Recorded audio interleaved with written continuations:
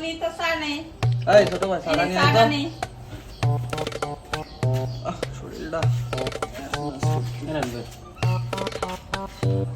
কি এটা দেখুন কি ভালো লাগছে? এই তো আল্লাহর মতো মোটামুটি।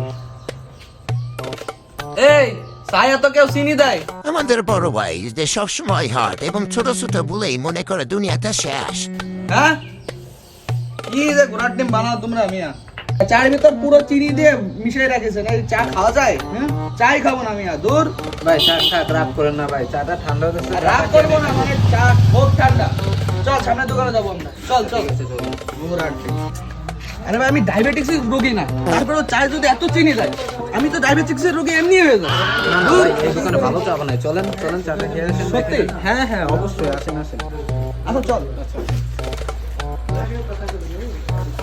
এই ছোট ভাই দুটা চা দাও তো।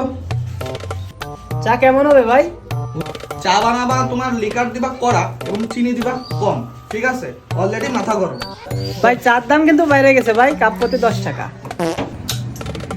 ধর আজকে চাই খাবো না, চা কোনোদিনই খাবো না, চল বাড়ি চল। চলেন। আহ শেষমেশ এক কাপ চার জনে রাগ দেখালাম, নিজেরই তো ক্ষতি হলো। আসলে আমি আসলে একটা রাগ মানে এমন নেই আগুন যা সর্বপ্রথম নিজের মনে জ্বলে। রাগ কমাও, শান্তি বাড়াও।